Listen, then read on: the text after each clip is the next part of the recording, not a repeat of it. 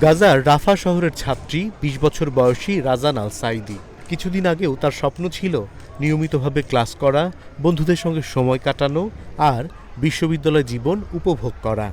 কিন্তু যুদ্ধ সেই স্বপ্নকে পুরো বদলে দিয়েছে। গত বছরের মে মাসে রাফায় ইসরায়েলি অভিযানের পর রাজানকে পরিবারসহ ঘর ছেড়ে বের হতে হয়। এখন তিনি যে আল আকসা বিশ্ববিদ্যালয় ক্যাম্পাসে থাকছেন, এটি তার অস্থায়ী আশ্রয়।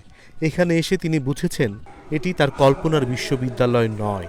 লেকচার, ক্লাস বা আড্ডার জায়গায় এখন তার দিন কাটে পানির খোঁজে, নিরাপত্তার চিন্তায় আর কঠিন আবহাওয়ার সঙ্গে লড়াই করে। রাজান একা নন।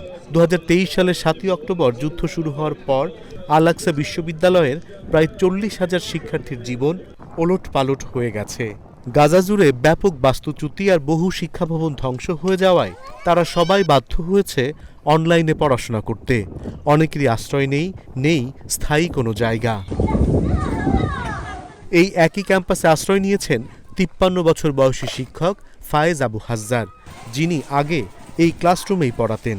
এখন তিনি পরিবারসহ এখানে থাকেন এবং দুর্বল ইন্টারনেট আর বিদ্যুতের সমস্যা নিয়ে অনলাইনে ক্লাস নেন। প্রতিটি দিনই তার জন্য এক নতুন চ্যালেঞ্জ।